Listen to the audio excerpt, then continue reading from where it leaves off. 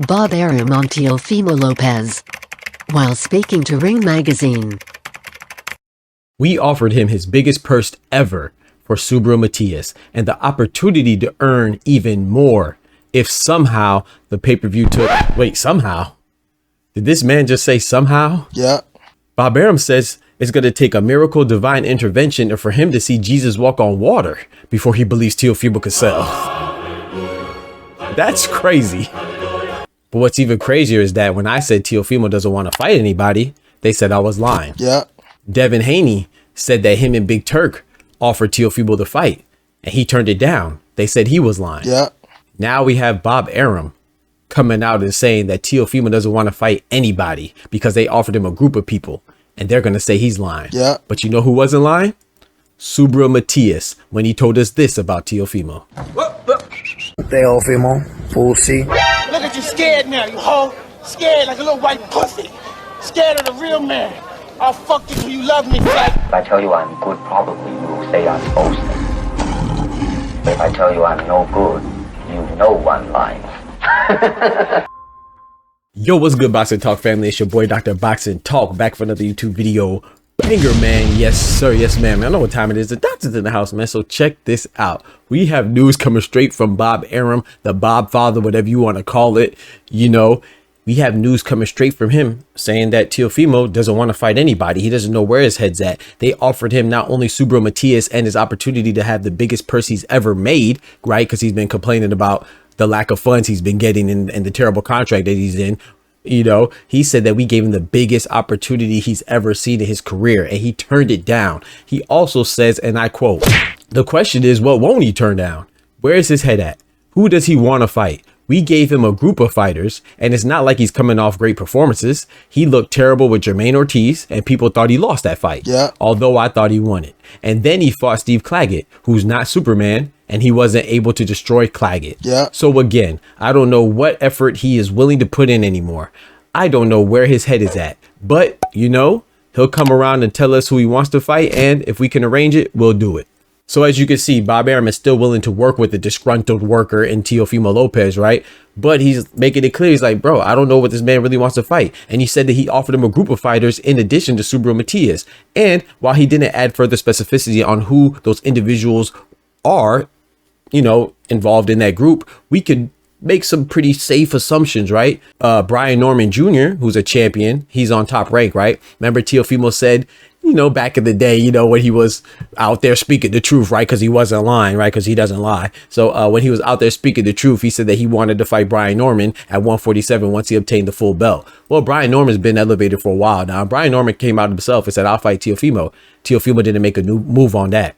That would have been an easy fight to facilitate. So we could assume that probably Brian Norman was part of that group that Bob Arum was talking about. You know who else was probably part of that aforementioned group? You know, Top Rank and Bob Arum is pretty familiar with working with Eddie Hearn and Matchroom. And you know who's on Matchroom? Richardson Hitchens, a current IBF champion, who also called out Teofimo, right? Oh, there's another guy too, El Gato, Jack Catterall. You know, he's on Matchroom. Catterall also called him out after he won his last fight. You know, so there's quite a few fighters that we could assume are part of that group. While we don't know any the exact individuals, you know, it's a lot of fighters that he probably turned down that was offered to him that's made available for him to fight. That would have been a good showing and a good opportunity and a good payday, you know, according to Bob Arum. So, you know, it's just Teofimo doesn't want to fight. It's clear now. You know, I don't think there's any way around it. Whether you like him or you dislike him, the truth of the matter is that has nothing to do with it, right? To be objective and to speak on a situation objectively, you would have to say that he doesn't want to fight, especially when your own promoter comes out and says that, right? You're calling out guys like Terrence Crawford, who's 2 divisions above you. You're calling out Jerron Boots Ennis, who's a division above you. You're calling out Brian Norman Jr., who has a WBO belt, a division above you. And then when all of them oblige, the fight doesn't happen. You know what I'm saying? And they're unrealistic anyway. What about the guy Gervonta Tank Davis that you called out, who's a division below you? You know, you want to call these guys out that are occupied elsewhere. You even called out Ryan Garcia, who's currently suspended. We do not let people who are on the juice discuss real athletes. That's all. He hasn't called out anybody that's a realistic opponent for him. And let's talk about the guys that are realistic opponents for him, the ones that are in his division, like Jose Rayo Valenzuela. He said that he'll fight Teofimo. Teofimo didn't pay any attention to it. Subriel Matias, right? All of a sudden now when he wants to fight Teofimo says, and I quote, he's not worthy. He's not worth it. Nigga, you was a bitch. You know, it's funny, right? And we also have Jack Catterall who called him out after he beat Regis Prograis. He didn't pay attention to that. What about the guy that Jack Catterall's fighting, Arnold Barbosa? According to Arnold Barbosa, he should have had the Teofimo fight. You know, he didn't get that. These are all people in his division. Richardson Hitchens says he wants to fight him in New York, an all New York State affair.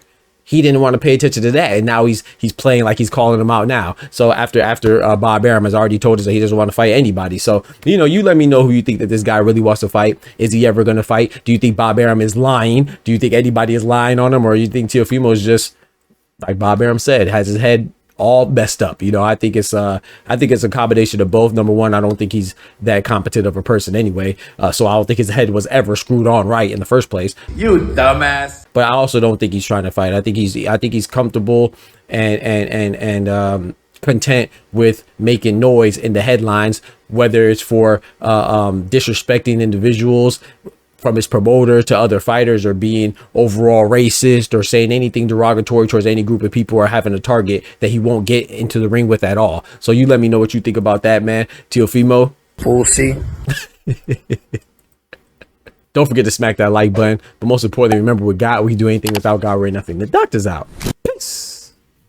From the hood to college, both worlds they had to meet. 6 degrees between us, so cold we're about to freeze. But we're Florida boys, hot takes, we bring the heat.